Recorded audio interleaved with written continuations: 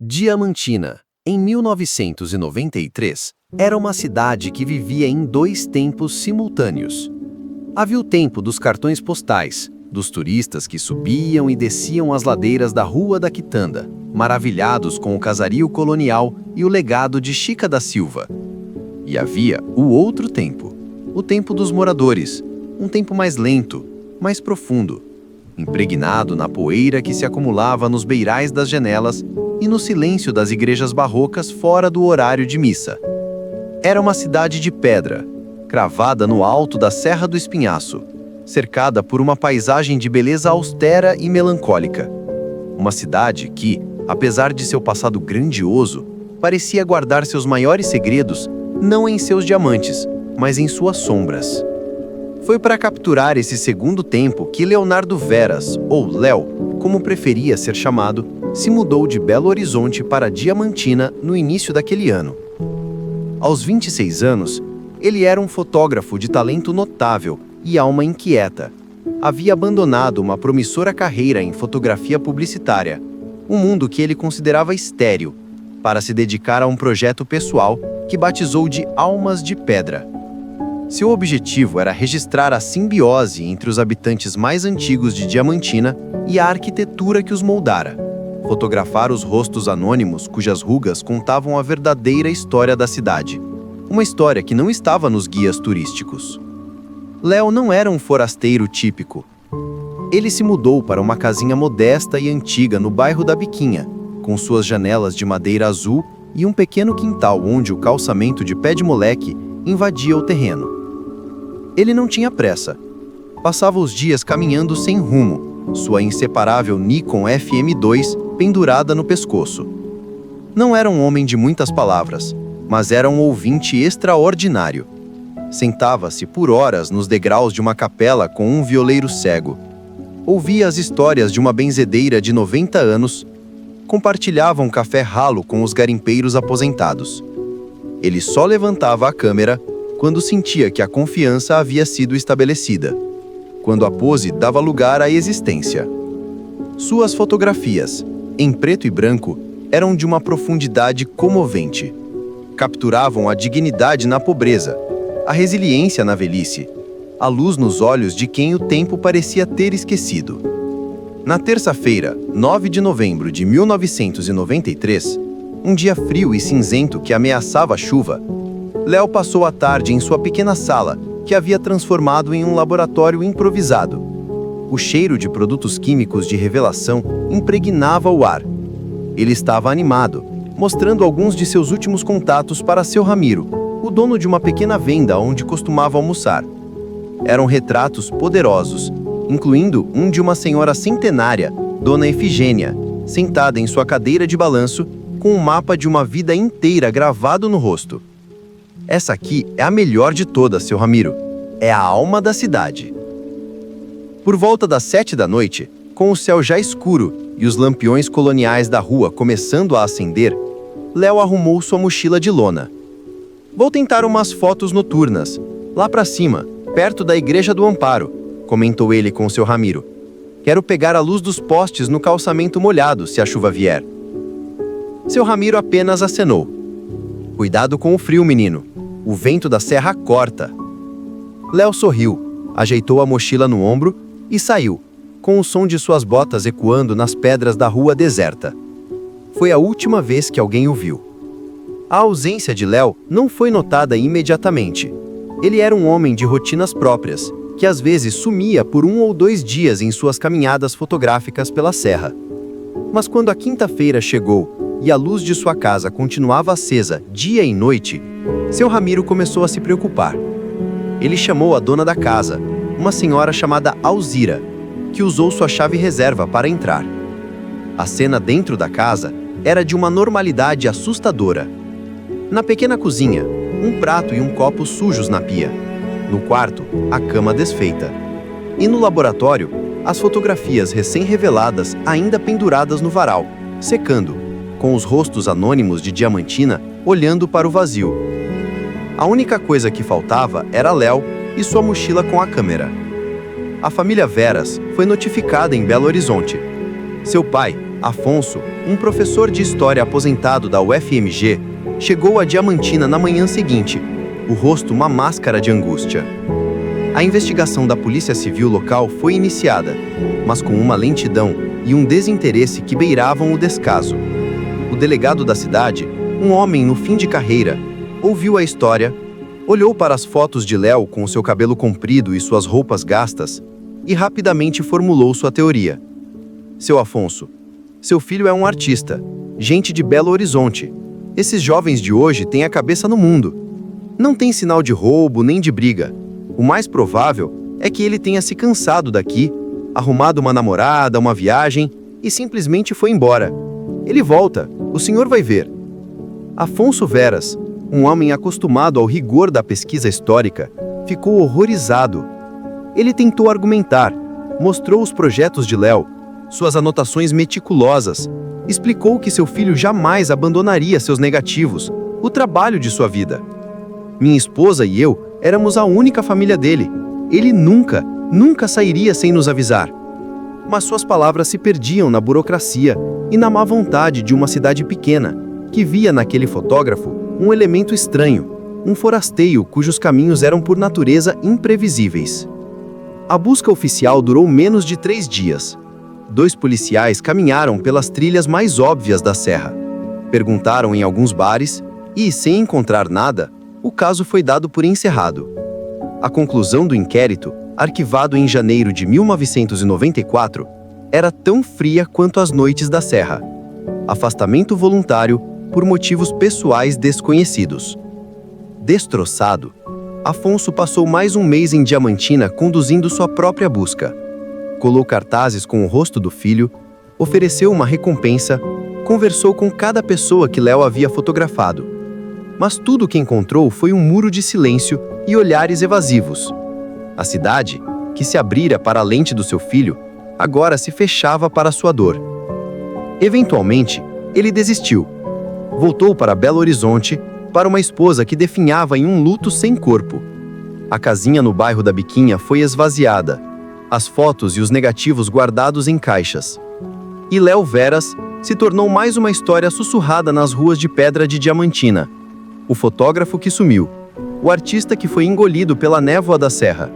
Um mistério que a cidade, por conveniência ou por medo, decidiu esquecer. Capítulo 2. A câmera na parede. 32 anos é uma eternidade. É tempo suficiente para que uma fotografia em preto e branco desbote até virar um fantasma de si mesma. Para que as ruas de pedra de uma cidade sejam polidas por milhões de passos anônimos. E para que um mistério se assente tão profundamente na memória de um lugar que se confunde com a própria paisagem. Em 2025, o nome de Léo Veras já não era mais lembrado em Diamantina. Pertencia a um passado distante, uma nota de rodapé na crônica não oficial da cidade. Um entre tantos forasteiros que, atraídos pela beleza melancólica da serra, passaram por ali e seguiram seu caminho. A versão oficial de sua fuga voluntária havia se cristalizado como verdade. Mas a verdade, às vezes, é apenas uma questão de paciência. No início de agosto de 2025, o som de máquinas pesadas quebrou a rotina silenciosa do centro histórico. Um antigo casarão colonial, situado em um beco estreito que ligava a Rua da Quitanda ao bairro da Biquinha, estava sendo demolido. A estrutura, abandonada há mais de 50 anos, estava condenada pela Defesa Civil.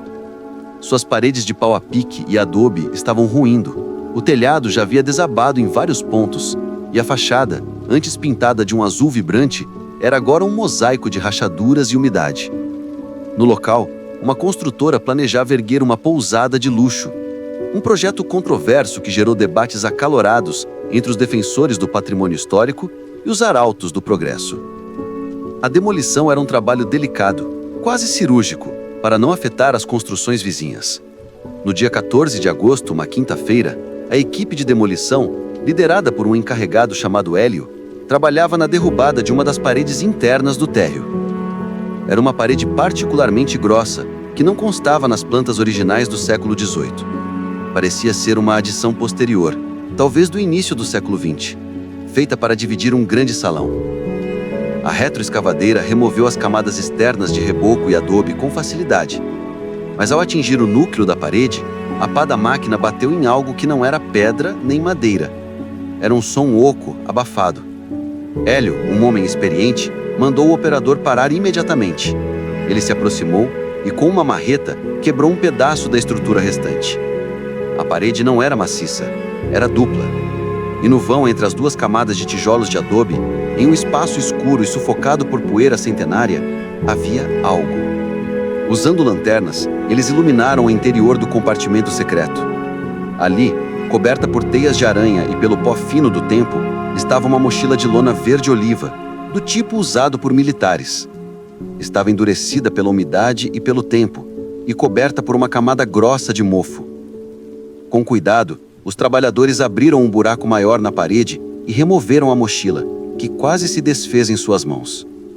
Dentro, o cheiro de papel velho e couro mofado era intenso. Havia uma carteira de couro, cujos documentos, surpreendentemente preservados, identificavam seu dono, Leonardo Veras. Havia um exemplar de Grande Sertão Veredas, com anotações nas margens, e um pequeno caderno de esboços. E no fundo, envolto num saco plástico que havia ressecado e se quebrado, estava ela, uma câmera Nikon FM2, um clássico do cinema analógico, com a lente ainda acoplada.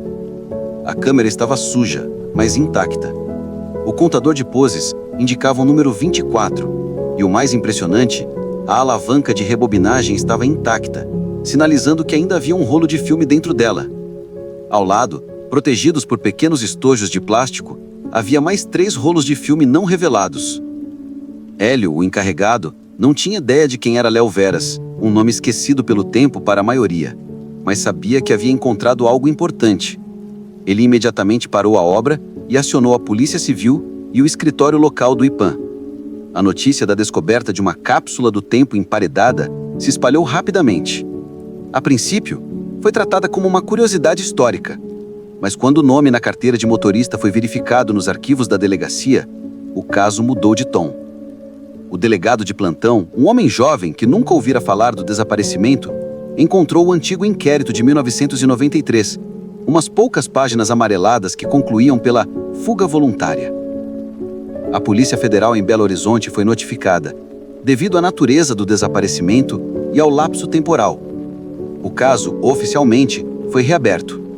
A mochila e seu conteúdo foram lacrados e enviados para o Instituto Nacional de Criminalística, em Brasília.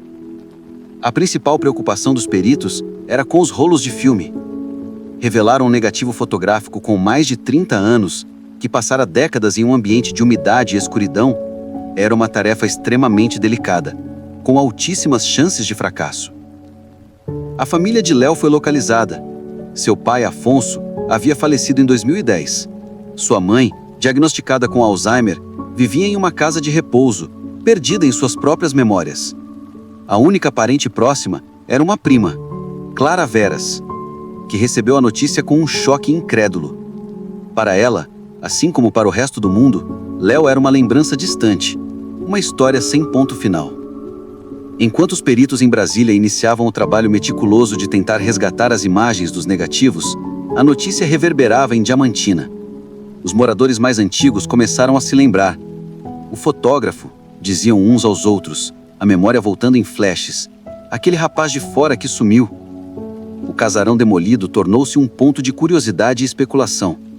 O que Léo Veras, um artista que buscava a alma da cidade, fazia ali? E por que sua mochila, sua ferramenta de trabalho mais preciosa, fora escondida dentro de uma parede, como um corpo em uma tumba? A conclusão apressada de 1993, a de que Léo havia simplesmente partido, agora parecia não só falha, mas absurdamente ingênua. Alguém emparedou aquela mochila. Alguém selou aquele compartimento. E quem faz isso não está escondendo uma partida. Está escondendo um fim. A cidade de Diamantina, que por 32 anos dormiu sobre aquele segredo, prendia a respiração, aguardando as imagens que, como fantasmas, ameaçavam emergir da escuridão. Capítulo 3. A revelação dos negativos. O ar no laboratório de documentoscopia do Instituto Nacional de Criminalística em Brasília era frio, estéril e controlado. Ali, sob luzes especiais e em um ambiente livre de poeira, os 4 rolos de filme encontrados na mochila de Léo Veras eram tratados não como memórias, mas como as mais frágeis e voláteis das testemunhas. A missão de revelar negativos fotográficos com 32 anos de idade, que haviam sido submetidos a décadas de umidade e variações de temperatura dentro de uma parede, era considerada um tiro no escuro. A emulsão fotográfica, a delicada camada de gelatina e sais de prata que guarda a imagem, provavelmente estaria degradada, manchada ou completamente velada pela ação do tempo. A equipe designada para a tarefa era liderada por Dr. Ricardo Bastos, um dos maiores especialistas em recuperação de documentos históricos do país. Durante quase 3 semanas de um trabalho que ele mesmo descreveu como uma cirurgia química, os negativos foram submetidos a um processo lento e metódico de reidratação e banhos químicos especiais, em temperaturas controladas ao 10º de grau. Usaram um revelador de baixo contraste, uma fórmula antiga e quase esquecida, na esperança de coachar as imagens latentes da película degradada sem queimá-las na escuridão eterna. Era um processo de pura fé e ciência. Enquanto Brasília trabalhava em silêncio, Diamantina fervilhava em boatos. O casarão demolido virou ponto turístico macabro. A história do fotógrafo emparedado era a única conversa nos cafés e bares da cidade. A Polícia Civil de Minas Gerais reabriu formalmente o inquérito, agora sob a supervisão da Delegacia de Homicídios de Belo Horizonte, que enviou uma equipe de investigadores de casos arquivados para a cidade histórica. No início de setembro de 2025, veio o primeiro resultado de Brasília. Dr. Ricardo Bastos ligou para o delegado responsável. "Conseguimos alguma coisa", disse ele, a voz contida pela formalidade, mas carregada de excitação. "As imagens estão danificadas, manchadas, mas estão legíveis. São fantasmas, mas fantasmas que falam." As primeiras imagens digitalizadas que chegaram à delegacia em Diamantina eram exatamente o que se esperava. Eram a alma do projeto Almas de Pedra. O primeiro e o segundo rolos continham os retratos que Léo fizera. Lá estava Dona Efigênia, a senhora centenária, com um sorriso quase desdentado e uma dignidade régia. Lá estavam os meninos jogando bola na Rua de Pedra, suas imagens congeladas em um grito de gol silencioso. Havia detalhes da arquitetura, o entalhe de uma porta, a ferrugem de uma grade, a solidão de um beco ao amanhecer. Eram fotografias de uma beleza melancólica, o testamento de um artista que via poesia na decadência. Para a investigação, no entanto, eram apenas a confirmação do que se já sabia. Léo era um fotógrafo talentoso e dedicado. O terceiro rolo, o que estava dentro da câmera, começou a mudar o tom da história. As primeiras 23 fotos seguiam o padrão, mas após 24, a última que o contador da câmera marcava era diferente. Era uma foto interna, tirada dentro de um dos cômodos do casarão demolido. A imagem, escura e granulada, mostrava uma mesa com garrafas, copos e o que pareciam ser pequenas balanças de precisão, do tipo usado para pesar ouro ou pedras. A foto fora tirada às pressas, sem foco perfeito. Não era uma foto artística, era um registro. A verdadeira bomba, no entanto, estava no quarto e último rolo. A perícia indicou que ele fora fotografado com uma sensibilidade de filme diferente, apropriada para baixa luminosidade. Eram, na maioria, fotos noturnas. E o que elas mostraram fez com que o delegado em Diamantina imediatamente decretasse sigilo total sobre a investigação. As fotografias do último rolo eram uma documentação clandestina. Léo Veras, de um ponto de observação escondido, provavelmente de uma janela do andar superior do casarão demolido, havia fotografado uma série de encontros secretos que ocorriam no pátio interno da propriedade. As imagens mostravam homens chegando em carros de luxo, incomuns para a Diamantina de 1993. Mostravam figuras conhecidas da elite local, empresários do setor de mineração e políticos da região, em conversas tensas com homens de aparência rude, garimpeiros ou capangas. Havia trocas de maletas, a análise de pedras brutas sobre a luz de lanternas. Léo não estava apenas fazendo um projeto artístico sobre a alma da cidade. Ele havia tropeçado em seu coração criminoso, uma operação de extração e comércio ilegal de diamantes, o segredo mais antigo e mais bem guardado daquelas serras. E então veio a última fotografia. o último frame do último rolo, a imagem que selou um destino de Léo Veras. A foto era um borrão de pânico. A câmera tremia violentamente. O enquadramento estava torto. Léo havia sido descoberto. Do seu esconderijo, ele deve ter tentado uma última foto desesperada. A imagem captura o momento em que um dos homens no pátio, um capanga, o vê. O homem, alto e corpulento, levanta a cabeça e olha diretamente para a lente. Seu rosto é parcialmente iluminado pela chama de um isqueiro que ele acabava de acender, criando uma máscara de luz e sombra. Mas os detalhes são nítidos o suficiente. Os olhos frios, a boca aberta em um grito silencioso de surpresa e raiva, e uma distinta cicatriz em forma de meia-lua que cortava o supercílio esquerdo. Aquela não era mais a foto de uma testemunha. Era a foto de uma vítima, segundos antes do seu destino ser selado.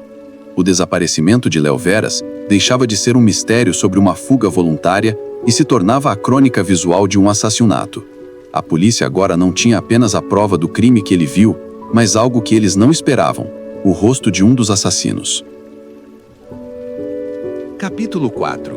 O rosto do passado e o beco sem saída. A última fotografia de Léo Veras transformou a atmosfera na delegacia de Diamantina. A melancolia do caso arquivado deu lugar a uma energia elétrica, a adrenalina de uma caçada que acabara de começar, com 32 anos de atraso. O rosto do homem com a cicatriz, iluminado pela chama do isqueiro, tornou-se o epicentro da nova investigação. Era um rosto anônimo, mas, pela primeira vez, o mal que levara Léo tinha uma face.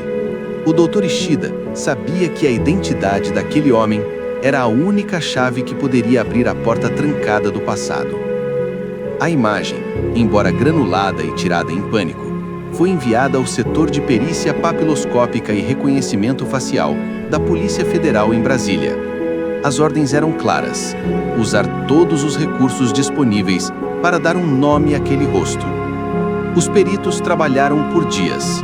Primeiro, limparam e estabilizaram a imagem digitalmente, melhorando o contraste e a nitidez.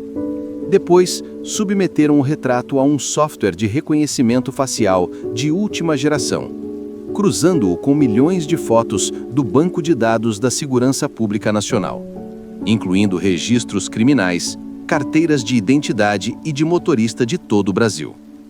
As primeiras tentativas foram frustrantes. O software retornava centenas de possíveis correspondências, mas nenhuma conclusiva. A qualidade da foto, a angulação e a iluminação dramática dificultavam o trabalho do algoritmo. A equipe, então, recorreu a um método mais antigo, mais humano. Imprimiram a foto em alta qualidade e a enviaram para delegacias e presídios de todo o estado de Minas Gerais, pedindo que policiais e agentes penitenciários mais velhos, da ativa nos anos 80 e 90, tentassem uma identificação visual. Enquanto aguardavam, a equipe em Diamantina focava em outra frente. Com as imagens da reunião clandestina, os investigadores começaram a mapear as conexões da elite local da época. Levantaram os nomes das famílias mais influentes no setor de mineração em 1993, cruzando-os com registros de propriedade do casarão abandonado e filiações políticas. Um nome se repetia com insistência: a família Almeida Prado, um clã tradicional cujas raízes em Diamantina remontavam ao ciclo do ouro e que nos anos 90 detinha o controle de vastas áreas de garimpo na Serra do Espinhaço. O patriarca, um coronel da reserva do exército, era uma figura de poder imenso, um homem que abria e fechava portas na política e na justiça do Estado. Uma semana depois, uma ligação veio de um presídio de segurança máxima em Contagem. Um agente penitenciário prestes a se aposentar reconheceu a foto. Não o nome, mas a cicatriz. Eu conheço essa marca. Pertencia a um pistoleiro que chamavam de Meia-Lua por causa do corte na sobrancelha. O nome dele era Sebastião Teles. Era um sujeito temido, um matador de aluguel que trabalhou para gente grande no Vale do Jequitinhonha no final dos anos 80. Prendi ele uma vez por porte ilegal de arma, mas ele não ficou nem 24 horas na cadeia. Um telefonema de cima resolveu tudo. Com o nome Sebastião Teles, Os investigadores finalmente tinham o fio da meada. A busca nos arquivos revelou a ficha criminal completa do Meia-Lua. Havia múltiplas acusações por homicídio, extorsão e lesão corporal, mas nenhuma condenação. Todos os processos haviam sido arquivados por falta de provas ou porque as testemunhas-chave desapareciam ou mudavam seus depoimentos no último minuto. E em sua afiliação, uma informação confirmou as suspeitas da equipe. Entre 1990 e 1995, Sebastião Telles constava como funcionário de segurança em uma das empresas de mineração pertencentes à família Almeida Prado. O patriarca, um coronel da reserva do Exército, era uma figura de poder imenso, um homem que abria e fechava portas na política e na justiça do Estado. A conexão estava feita. Léo Veras havia fotografado uma reunião ilegal envolvendo uma das famílias mais poderosas da região, e o homem que o descobriu era o capanha conhecido da família. A história, na sua essência, era brutalmente simples. A excitação na delegacia, no entanto, durou pouco. Ao buscar o paradeiro atual de Sebastião Telles, os investigadores encontraram seu atestado de óbito. Ele morrera em janeiro de 2002, aos 48 anos. A causa da morte oficial, um acidente de carro em uma estrada deserta próxima de Curvelo. Seu carro teria perdido o controle em uma curva e capotado. Não houve testemunhas. O laudo da perícia, na época, foi inconclusivo. Para a polícia de 2025, aquilo soava menos como um acidente e mais como uma queima de arquivo, o descarte de uma peça que já não era mais útil e que sabia demais. O principal suspeito, o único rosto que Léo conseguiu capturar, estava morto. Os outros homens nas fotografias permaneciam como sombras indecifráveis. O Dr. Ishida sabia que o caso havia atingido um beco sem saída legal.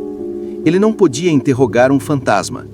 Intimar o patriarca da família Almeida Prado, agora um idoso de mais de 90 anos, com uma foto escura e o registro de um funcionário falecido, seria um ato inútil, que seria imediatamente bloqueado por uma muralha de advogados. A verdade estava ali, sobre a mesa, em uma fotografia de 32 anos. A equipe sabia o que havia acontecido, sabia quem eram os mandantes e sabia quem era o executor. Mas era um conhecimento impotente. A distância do tempo, a morte do executor e o poder dos mandantes criavam uma barreira intransponível para a justiça. O delegado Ishida convocou a prima de Léo, Clara, para uma reunião. Com um pesar evidente, ele explicou a situação. Nós sabemos o que aconteceu com ele. Ele foi assassinado porque viu o que não devia. E sabemos quem são os responsáveis. Mas saber, infelizmente, não é o mesmo que poder provar em um tribunal. O homem que o matou está morto e os homens que o mandaram matar estão protegidos pelo tempo e pelo dinheiro. O Ministério Público, ao receber o relatório final da investigação, concordou com a análise. Embora a conclusão de fuga voluntária de 1993 fosse agora oficialmente descartada e substituída por homicídio com forte suspeita de autoria, o inquérito foi, mais uma vez, arquivado. Desta vez, não por descaso, mas por impossibilidade material de prosseguir. A fotografia que Léo Veras tirou em seu último instante de vida resolveu o mistério de seu desaparecimento, mas não pode lhe trazer justiça. O rosto do passado fora identificado, mas a estrutura de poder que ele representava permanecia intocada, um monumento silencioso à impunidade. O caso Léo Veras estava, legalmente, morto. Mas a história contada por suas fotos estava prestes a nascer. Capítulo 5. O dossiê da vingança silenciosa. A notícia do segundo arquivamento do caso de Léo Veras foi um golpe silencioso. Não houve manchetes, apenas uma nota protocolar nos sistemas internos da polícia. Para o mundo, nada havia mudado.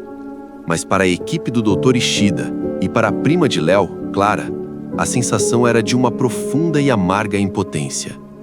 A verdade estava ali, nítida, em uma fotografia granulada, mas a justiça estava, legalmente, fora de alcance. Nos meses que se seguiram, a equipe de Belo Horizonte se retirou de Diamantina, deixando para trás um rastro de memórias recém-desenterradas e um silêncio ainda mais pesado. O delegado local, constrangido pela inépcia da investigação original de 1993, tratou de engavetar o caso o mais rápido possível. A família Almeida Prado, através dos seus advogados, emitiu uma nota à imprensa local, declarando-se vítima de uma especulação irresponsável e leviana e ameaçando processar qualquer veículo que associasse seu nome ao lamentável episódio. A muralha de poder e silêncio se reergueu, mais alta e mais sólida do que nunca. Clara Veras, a prima de Léo, que se tornara a guardiã de sua memória, sentiu-se esmagada. Durante a investigação, ela nutriu a esperança de que, finalmente, haveria um desfecho, um fechamento para a dor que sua família carregara por 3 décadas. Agora, tudo o que restava era a certeza da impunidade. Ela voltou para sua vida em Belo Horizonte, mas algo dentro dela havia mudado. A imagem do rosto de Sebastião Meia Lua Teles, que os investigadores lhe mostraram, assombrava suas noites.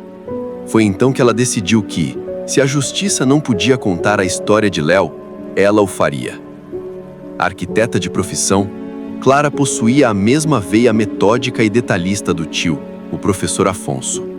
Ela passou o ano seguinte, 2026, imersa em um novo projeto, não de construir casas, mas de reconstruir uma vida. Com a autorização do Dr. Ishida, que simpatizava com sua causa, ela obteve cópias de todo um novo inquérito. Os laudos periciais dos filmes, as transcrições dos depoimentos, a ficha criminal de Meia Lua e, o mais importante, as cópias digitalizadas de todas as fotografias recuperadas. Em seu escritório, Clara montou sua própria sala de investigação. Espalhou as fotos de almas de pedra em uma parede, o testamento artístico de seu primo. Em outra parede, montou a cronologia do horror, as fotos da reunião clandestina e, no centro, ampliada, a última imagem de Léo, o rosto do assassino. Ela começou a escrever, não um relatório, mas uma biografia, um dossiê que entrelaçava a arte de Léo, suas anotações e a investigação fria que se seguiu à sua morte. Ela contratou um jornalista investigativo freelancer para ajudá-la a aprofundar a história da família Almeida Prado e do garimpo ilegal na região nos anos 90. Juntos, eles descobriram um rastro de violência que ia muito além do caso de Léo. Encontraram registros de outros desaparecimentos de garimpeiros e pequenos proprietários de terras em áreas controladas pela família. Todos os casos arquivados como acidentes ou desavenças sem solução. Léo não fora uma vítima aleatória. Ele havia tropeçado num sistema de extermínio que operava nas sombras da Serra do Espinhaço. Enquanto Clara construía seu dossiê, a vida em Diamantina tentava voltar ao normal. A pousada de luxo foi construída no local do casarão demolido. Os turistas chegavam e partiam, alheios à história que aquele chão guardava. Mas a descoberta da câmera havia deixado uma marca indelével na consciência da cidade. As fotografias de Léo, especialmente os retratos, começaram a circular em grupos de redes sociais de moradores, compartilhadas por netos e bisnetos daqueles que ele havia imortalizado. Uma pequena galeria de arte local, de um jovem proprietário que ficou fascinado com a história, pediu a Clara a autorização para fazer uma pequena exposição. A mostra, intitulada Os Olhos de Léo, foi inaugurada em novembro de 2027. Era um evento modesto, mas que atraiu a atenção de toda a cidade. Ver aqueles rostos familiares, em preto e branco, pendurados na parede teve um efeito profundo. As pessoas não viam apenas fotos, viam a si mesmas, viam sua história e viam o talento do jovem que a cidade havia deixado desaparecer. A última sala da exposição era quase vazia. Na parede do fundo estava projetada, em um loop silencioso, apenas a última fotografia de Léo, o rosto do Meia Lua. Não havia legenda, não havia explicação. Não era preciso. A exposição foi um sucesso silencioso e comovente. E foi ela que deu a Clara a coragem para o passo final. Em 2028, ela finalizou seu dossiê. Era um documento de mais de 400 páginas. Um livro que misturava biografia, arte e denúncia. Ela não o publicou comercialmente. Imprimiu 50 cópias em uma edição de alta qualidade e as enviou para as pessoas e instituições certas, para o ministro dos Direitos Humanos, para a Anistia Internacional, para os principais jornais do país, para escolas de jornalismo e para museus de fotografia. A justiça que a lei não pôde lhe dar, ela construiu com a verdade. Ela não podia prender os culpados, mas podia garantir que seus nomes e seus crimes fossem para sempre associados à memória de Léo. O dossiê na gaveta do delegado era impotente, mas o dossiê que ela espalhou pelo mundo tornou-se a verdadeira sentença. A história de Léo, contada através de seus próprios olhos, era agora a prova inapagável de sua coragem e a mancha indelével na biografia de seus assassinos. Capítulo 6. A verdade nos olhos do inimigo. A exposição Os Olhos de Léo, em Diamantina, foi mais do que um evento cultural. Foi um ato de insurreição da memória. A imagem projetada do rosto de Sebastião Meia Lua Telles tornou-se o fantasma que assombrava a cidade. Pela primeira vez, o crime tinha um rosto, e esse rosto estava indelevelmente conectado à família mais poderosa da região. O silêncio que os Almeida Prado haviam comprado com décadas de influência e intimidação começou a apresentar fissuras. A Polícia Federal, sentindo a mudança na pressão pública e agora de posse de um alvo claro, decidiu que era hora de uma ofensiva final. O Dr. Ishida e sua equipe focaram em um objetivo: encontrar uma única testemunha viva que pudesse, sob juramento, colocar Sebastião Telles na companhia dos Almeida Prado em novembro de 1993 e, idealmente, que pudesse corroborar a natureza violenta de seu trabalho. A tarefa era quase impossível. Significava mergulhar no submundo do garimpo ilegal e da pistolagem do início dos anos 90, um universo de lealdades frágeis e memórias convenientemente curtas. Os investigadores passaram semanas viajando pelas cidades poeirentas do Vale do Jequitinhonha, mostrando a fotografia de Meia Lua em bares, postos de gasolina e delegacias de vilarejos. A maioria das pessoas virava o rosto, o medo ainda presente mesmo com o homem morto há mais de 20 anos. Mas em um pequeno distrito perto de Curvelo, eles encontraram um ex-delegado, um homem velho e amargurado pela corrupção que testemunhara. Ele reconheceu a foto instantaneamente. Sebastião Telles, disse ele, cuspindo no chão de terra batida. O diabo em pessoa. Ele era o cão de guarda do velho Almeida Prado. Desaparecia com gente por muito menos do que uma fotografia. Em 94, um ano depois do sumiço do seu fotógrafo, ele me apareceu aqui na delegacia. Tinha sido pego numa blitz com uma arma no carro. 20 minutos depois, recebi um telefonema do gabinete do secretário de Segurança do Estado. A ordem era para soltá-lo e esquecer o assunto. Foi o dia em que eu decidi que ia me aposentar. O depoimento do ex-delegado, embora não fosse uma prova direta do assassinato de Léo, era a primeira confirmação oficial da ligação entre o pistoleiro e o poder político que protegia os Almeida Prado. Era a peça que faltava para dar contexto à impunidade. Com essa munição, o Dr. Ishida tomou a decisão mais ousada de sua carreira.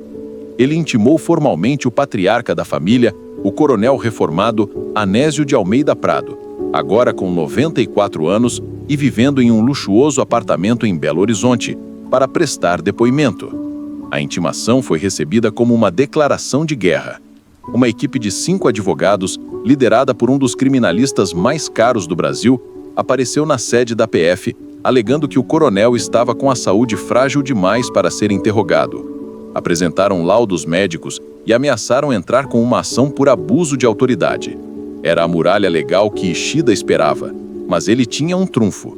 Ele não intimou o coronel como suspeito, mas como testemunha para ajudar a elucidar as atividades de um ex-funcionário de sua empresa, Sebastião Telles. Legalmente, era uma posição mais difícil de recusar. O depoimento foi marcado, mas não na delegacia. Aconteceria no apartamento do coronel, uma concessão feita em respeito à sua idade. Na manhã de 15 de março de 2029, o Dr. Ishida, acompanhado de 2 agentes e uma escrivã, entrou no opulento prédio no bairro de Lourdes. Clara Veras estava do lado de fora no carro da polícia, a uma distância respeitosa. Ela não podia participar, mas precisava estar lá. O apartamento era um museu de poder e riqueza, móveis coloniais, obras de arte e um silêncio pesado. O coronel Anésio os recebeu em sua biblioteca, sentado em uma poltrona de couro alta, uma figura frágil, mas com os olhos que ainda brilhavam com uma autoridade gélida. Ele estava cercado por 3 de seus advogados. O depoimento foi um jogo de xadrez. Ishida era respeitoso, mas incisivo. Ele começou perguntando sobre as operações de mineração em Diamantina nos anos 90. O coronel respondia com um monólogo sobre o pioneirismo de sua família, sobre como trouxe progresso para uma região esquecida. Quando Ishida mencionou o nome de Sebastião Teles, o coronel fez uma pausa. "Um nome que me soa familiar", disse ele, lentamente. "Um entre centenas de funcionários, um segurança, creio, homem rude, mas eficiente em manter a ordem contra invasores de terras."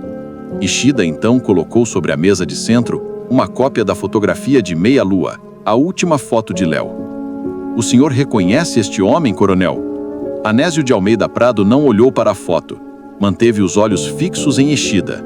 "Advogado, meu cliente não tem obrigação de analisar fotografias de baixa qualidade e origem duvidosa", interveio o chefe da defesa.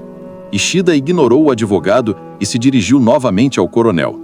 "Esta foto foi tirada em novembro de 1993, no pátio de um casarão que, na época, pertencia a uma de suas empresas. Ela mostra o Sr. Teles no meio de uma reunião clandestina, provavelmente envolvendo o comércio ilegal de diamantes. O fotógrafo, Leonardo Veras, desapareceu naquela mesma noite."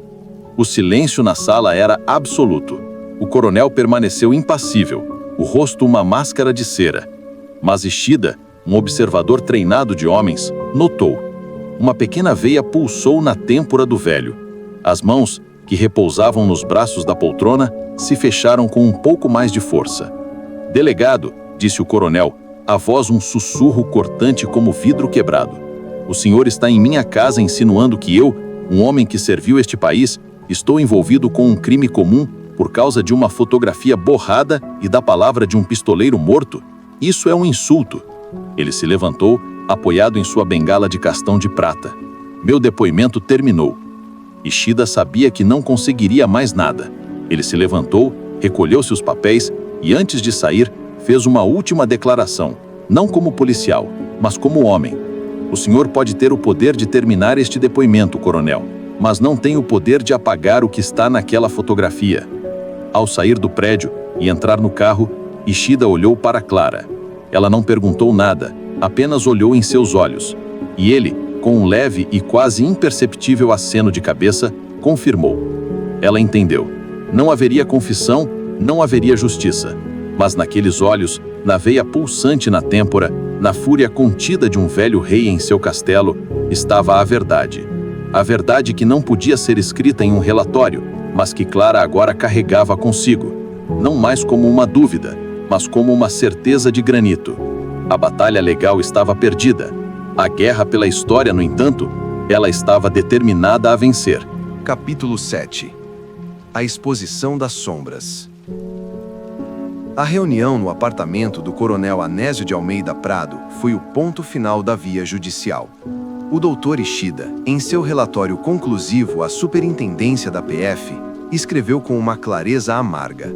A investigação logrou êxito em elucidar a dinâmica e a provável motivação do desaparecimento e subsequente homicídio de Leonardo Veras.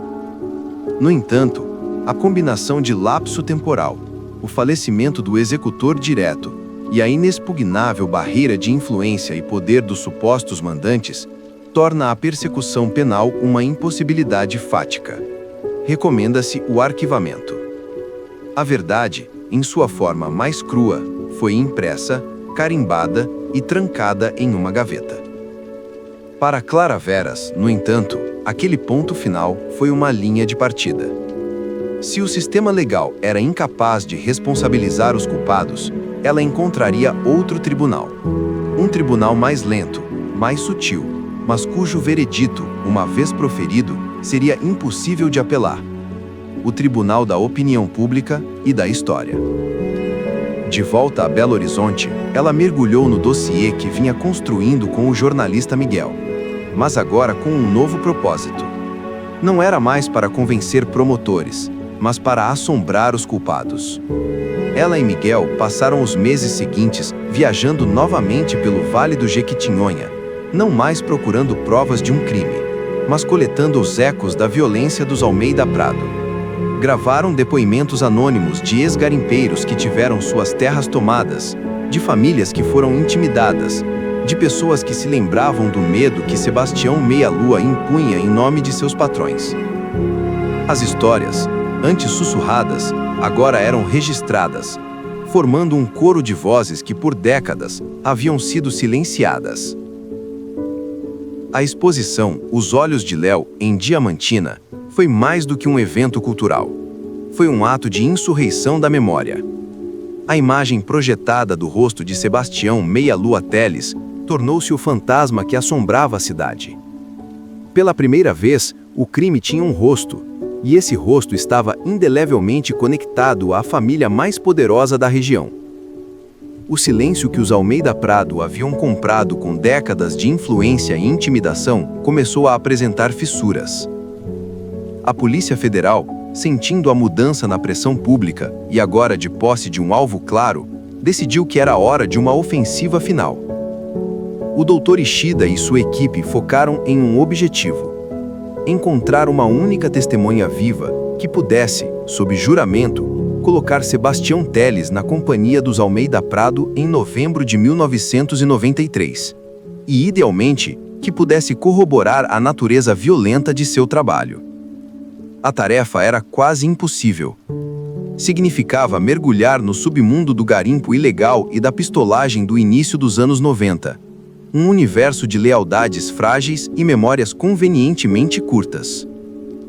Os investigadores passaram semanas viajando pelas cidades poeirentas do Vale do Jequitinhonha, mostrando a fotografia de Meia Lua em bares, postos de gasolina e delegacias de vilarejos. A maioria das pessoas virava o rosto, o medo ainda presente mesmo com um homem morto há mais de 20 anos. Mas em um pequeno distrito perto de Curvelo, eles encontraram um ex-delegado, um homem velho e amargurado pela corrupção que testemunhara. Ele reconheceu a foto instantaneamente. Sebastião Teles, disse ele, cuspindo no chão de terra batida. O diabo em pessoa. Ele era o cão de guarda do velho Almeida Prado. Desaparecia com gente por muito menos do que uma fotografia. Em 94, um ano depois do sumiço de seu fotógrafo, ele me apareceu aqui na delegacia. Tinha sido pego em uma blitz com uma arma no carro. 20 minutos depois, recebi um telefonema do gabinete do secretário de Segurança do Estado. A ordem era para soltá-lo e esquecer o assunto. Foi o dia em que eu decidi que ia me aposentar. O depoimento do ex-delegado, embora não fosse uma prova direta do assassinato de Léo, era a primeira confirmação oficial da ligação entre o pistoleiro e o poder político que protegia os Almeida Prado. Era a peça que faltava para dar contexto à impunidade. Com essa munição, o Dr. Ishida tomou a decisão mais ousada de sua carreira. Ele intimou formalmente o patriarca da família, o coronel reformado Anésio de Almeida Prado, agora com 94 anos e vivendo em um luxuoso apartamento em Belo Horizonte. A intimação foi recebida como uma declaração de guerra. Uma equipe de 5 advogados, liderado por um dos criminalistas mais caros do Brasil, apareceu na sede da PF, alegando que o coronel estava com a saúde frágil demais para ser interrogado. Apresentaram laudos médicos e ameaçaram entrar com uma ação por abuso de autoridade. Era a muralha legal que Ishida esperava. Mas ele tinha um trunfo. Ele não intimou o coronel como suspeito, mas como testemunha, para ajudar a elucidar as atividades de um ex-funcionário de sua empresa, Sebastião Teles. Legalmente, era uma posição mais difícil de recusar. O depoimento foi marcado, mas não na delegacia. Aconteceria no apartamento do coronel, uma concessão feita em respeito à sua idade. Na manhã de 15 de março de 2019, o Dr. Ishida, acompanhado de 2 agentes e uma escrivã, entrou no opulento prédio no bairro de Lourdes. Clara Veras estava do lado de fora, no carro da polícia, a uma distância respeitável. Ela não podia participar, mas precisava estar lá. O apartamento era um museu de poder e riqueza. Móveis coloniais, obras de arte e um silêncio pesado. O coronel Anésio os recebeu em sua biblioteca, sentado em uma poltrona de couro alta, uma figura frágil, mas com olhos que ainda brilhavam com uma autoridade gélida. Ele estava cercado por 3 de seus advogados. O depoimento foi um jogo de xadrez. Ishida era respeitoso, mas incisivo. Ele começou perguntando sobre as operações de mineração em Diamantina nos anos 90. O coronel respondia com monólogos sobre o pioneirismo de sua família, sobre como trouxe progresso para uma região esquecida. Quando Ishida mencionou o nome de Sebastião Teles, o coronel fez uma pausa.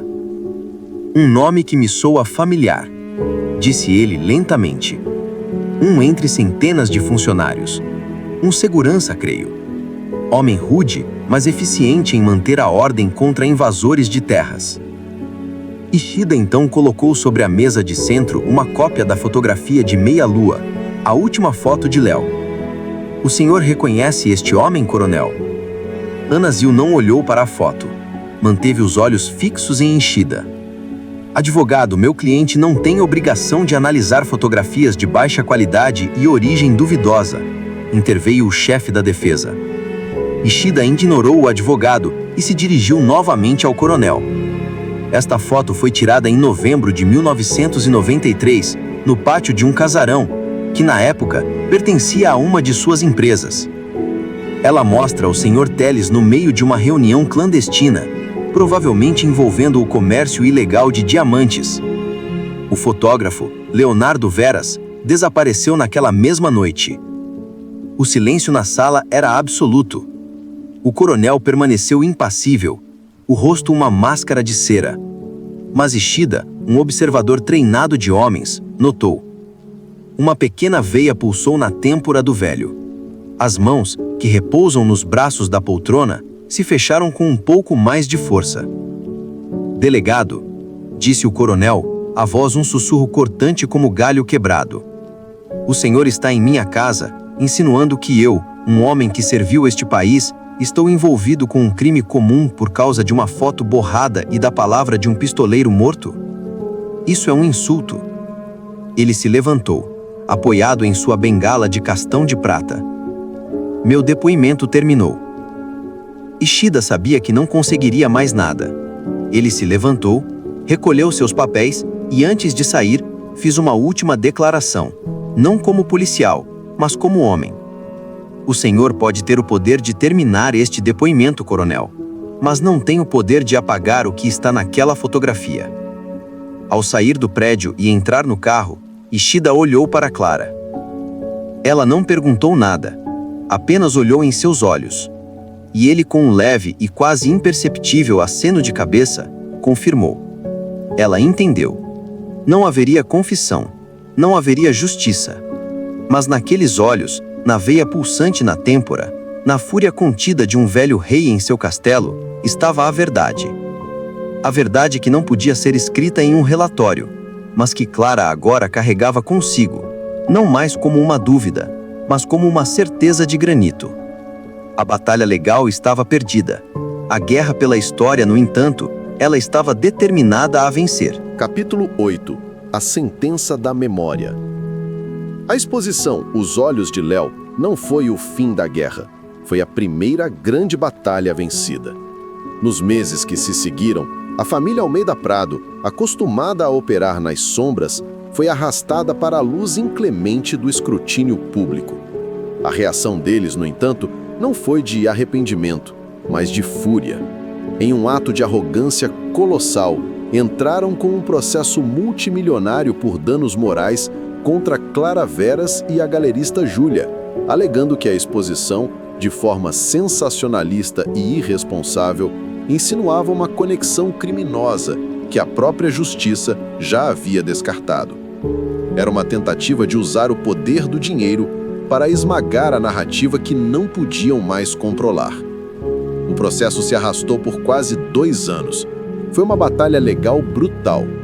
Os advogados dos Almeida Prado tentaram de tudo: descreditar a perícia dos filmes, questionar a sanidade de Léo e pintar Clara como uma herdeira oportunista em busca de fama. Mas a estratégia saiu pela culatra. Cada audiência, cada moção da defesa era mais uma oportunidade para a imprensa revisitar o caso. O diário de Léo foi lido em voz alta no tribunal. A fotografia de meia-lua foi exibida repetidamente. O tiro de intimidação tornou-se uma plataforma para a verdade. Enquanto a batalha legal se desenrolava, a verdadeira sentença era proferida no dia a dia.